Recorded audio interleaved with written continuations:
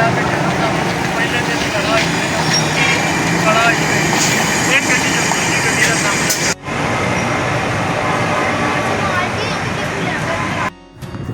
Hello viewers अस्सलाम वालेकुम जी, welcome कहने तुहानू अपने इस नवे व्लॉग के विच। ते अज की जी वीडियो असीं बना रहे हैं वो बना रहे हैं राजपूत ट्रैवल जी। व्यूअर्स इस टाइम असीं राजपूत ट्रैवल के ऑफिस से बैठे हैं तो इत्थे जी अंकल जी ने सामने ऑफिस भी बैठते हैं तो असीं इन्हां दे नाल हुण डिस्कस करांगे, इन्हां नाल कोई गलबात करांगे जरा जी। अंकल जी हुण तुसीं सानूं दसना है कि जिहड़ा तुहाडा टाइम है जिहड़ी तुहाडी गड्डियां आंदियां गुजरात तो लैके मुल्तान जांदियां जां कराची जांदियां तो इन्हां दी टाइमिंग की है, सुबह किन्ने बजे तो लैके स्टार्ट होंदा है तो रात किन्ने बजे तक जेह्ड़ी सर्विस चलदी होंदी है, सर तुसीं एज अ डिटेल नाल दस्सो जरा। तो किन्नी देर बाद तुहाडी जेह्ड़ी गड्डी अड्डे च निकलदी है गुजरात तो लैके मुल्तान या गुजरात तो कराची, किन्नी देर बाद गड्डी निकलदी है तो यानी कि सुबह स्टार्ट किन्ने बजे होंदे ने रात एंड यानी कि रात किन्ने बजे तुहाडी सर्विस चलदी होंदी है, ऐसे जरा डिटेल नाल दस्सो जरा। 7:15 तो लैके जी रात के तकरीबन 11:15 साढ़े 11 तक मतलब वापस यानी कि सुबह 7 बजे तुहाडी सर्विस स्टार्ट हो जाती है स्टार्ट ते लास्ट जेह्ड़ी तुहाडी गड्डी है जी वो 11:30 रात 11:30 बजे आखिरी टाइम होएगा। ठीक तो रात 2 बजे भी है रात 2 बजे यानी कि फिर यह तो हो गया ना कि सुबह 7 बजे तुहाडी गड्डी यानी कि सर्विस स्टार्ट होंदी है तो रात 2 बजे तक तुहाडी सर्विस जेह्ड़ी ना चलदी है। तो जी रात 2 बजे गड्डी चलदी है वो कित्थों यानी गुजरात कित्थे जांदी है? तो बच्चे को कराची का टाइम को बहावलपुर का टाइम को मुल्तान का टाइम इस तरह आए घंटे बाद आई जाए। अच्छा यानी कि सुबह 7 बजे स्टार्ट सिस्टम होंदा है तो घंटे बाद यानी कि तुहाडे गड्डी इत्थे आंदी रहिंदी है। ठीक है सही है। तो ये जी गड्डी तुसीं तुहाडी चलदी है इनदे किन्ने कुछ स्टाफ ने तुहाडे? ये पहला स्टाफ है खानेवाल, दूसरा स्टाफ मुल्तान जी यानी कि गुजरात जी गुजरात में चलेगी मोटर में चलेगी तो पहला स्टाफ खानेवाल तो दूसरा मुल्तान, इस अलावा और कोई स्टाफ नहीं है? अच्छा तो अगर ये गुजरात वाले तो कराची असी जाना चाहिए मोटरवे से तो ये कितने स्टाफ होंगे? अपने सखर है उसका स्टाफ। अच्छा यानी कि गुजरात वाले चलेगी तो पहला स्टाफ है सखर मोटरवे से हाँ तो सखर तो फिर अगे कराची यानी कि अगे फिर मोटर भी मेरे ख्याल सखर तक है ना तो फिर सखर तो अगे फिर जो ना GT रोड आ जाता यानी कि सखर तक मोटरवे तो यानी कि पहला स्टाफ गुजरात वाले तो वो सखर है। जबरदस्त। वो तो बात राजपूत ट्रैवल की गड्डी है वो गुजरात वाले तो चलती है तो गुजरात वाले तो मुल्तान बावलपुर या फिर गुजरात वाले तो कराची तक भी इन्हों दी गड्डियाँ जा रही हैं। इन्हों की सर्विस बहुत अच्छी है। मेरे एक दोस्त सी ते उन्हें ना चीज़ा वत नहीं जाना सी तो मैं ना इस गड्डी दे बिठाया सी, उन्हें काफ़ी तरीफा कीतियां कि यार माशाल्लाह इन्हों की सर्विस बहुत अच्छी है। तो इस वजह तो आके मैं आख्या यार इन्हों के मैं एक ने व्लॉग बनाना है क्योंकि असी तो अच्छे लोगों के ही व्लॉग बनाने हैं तो माशाल्लाह जी इन्हों की सर्विस बहुत अच्छी है। उन्हें काफ़ी तरीफा की तो मैं भी जी इस वास्ते राजपूत ट्रैवल के व्लॉग बना रहा सी। तो अच्छा तो इन्हों का जो किरायानामा है वो भी मैं तुहानूं दसदा कि गुजरात वाले तो लैके मुल्तान से या कराची का इन्हों का जी की किराया नहीं वो भी मैं तुहानूं दिखाना चाहता। देखो मेरे हाथ पिछले किरायानामा की लिस्ट आ गई है GT रोड की लिस्ट में जी मोटरवे की मेरे को लिस्ट आ गई है। तो GT रोड की अगर गल की जाए तो ये जी गुजरात वाले जिस टाइम गड्डी चलती है तो गुजरात वाले तो अगर ठोकर का किराया पूछा जाए तो 620 रुपये है। अगर मांगा जाना है गुजरात वाले तो मांगा जाना है तो 820 रुपये है। गुजरात वाले तो उकाड़ा जाना चाहिए तो 1300 रुपये। गुजरात वाले तो साहिवाल जाना चाहिए तो 1570। चीचावतनी जाना है तो 1700 रुपया। मियाँ चन्नू जाना है तो 1750 रुपये। कच्चे खूह जाना है तो 1950 रुपये। खानेवाल जाना है तो 1950 रुपये।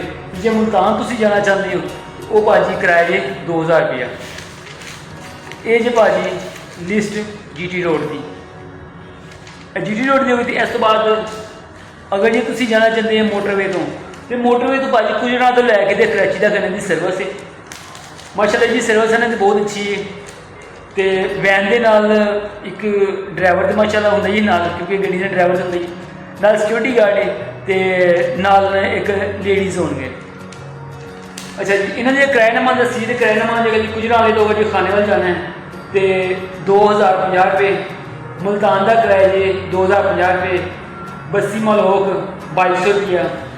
उस बाद लोधरा 2300 रुपया। बहावलपुर 2300 रुपया। सखर 4900 रुपया।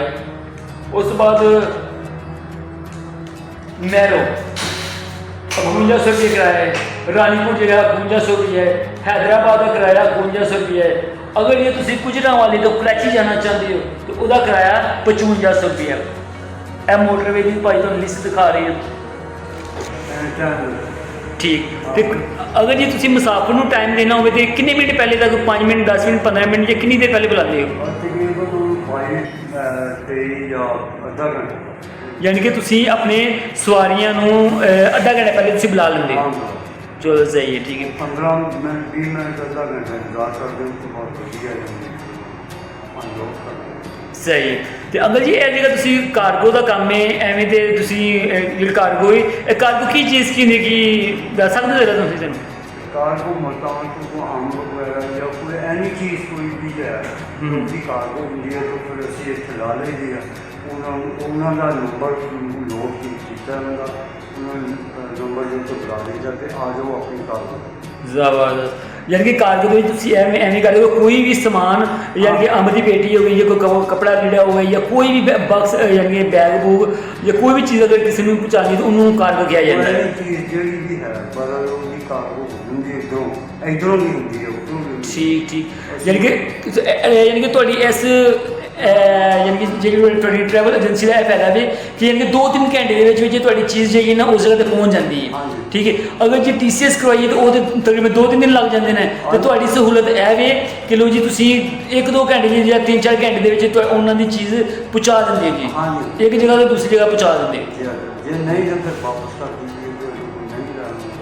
ज़बरदस्त ज़बरदस्त, बहुत अच्छे।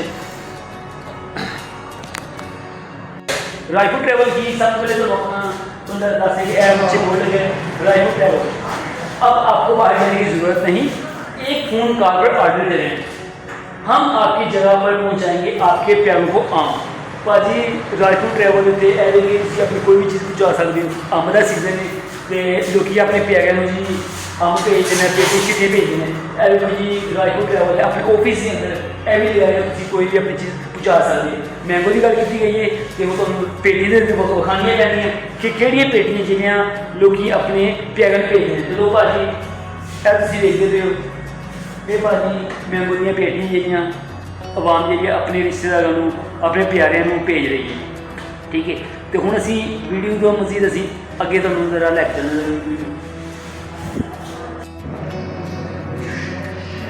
गड्डी ऐसे में होर मजीद की सहूलत है? सहूलत है बड़ी एयर कंडीशन और रिफ्रेशमेंट और लेडीज और दूसरा गनमैन ड्राइवर जी।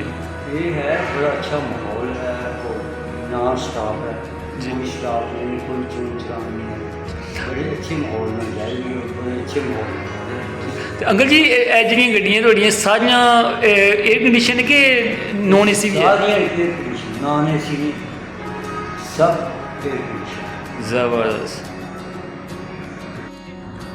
अब व्यूअर्स हुण असीं तुहानूं दिखाने जरा रायपुर ट्रैवल की गड्डी कि गड्डी किवें दी वीडियो तो मैं दिखाना भी आवां, लेकिन कि तुहानूं गड्डी भी विखाइए।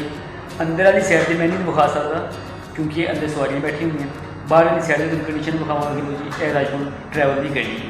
तो चलिए फिर तुहानूं गड्डी विखाइए, आ जाओ फिर।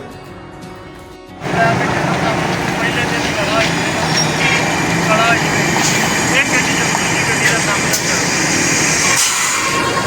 तो जी राजपूत ट्रैवल की गड्डी भाई इन्हों की गड्डी माशाल्लाह बहुत अच्छी सहूलत है। सामने ड्राइवर बैठे हुए हैं तो आगे लेके जा रहे हैं। यह देखो जरा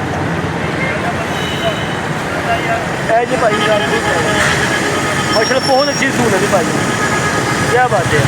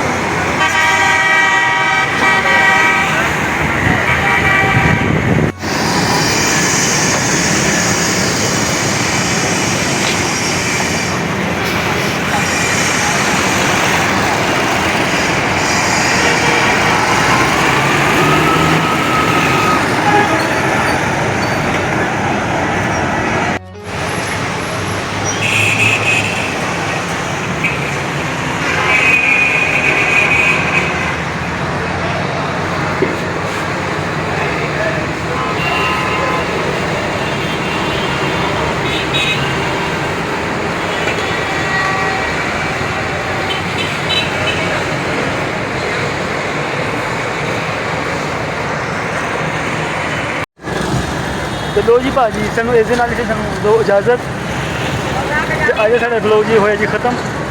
ਅੱਲਾਹ ਹਾਫਿਜ਼।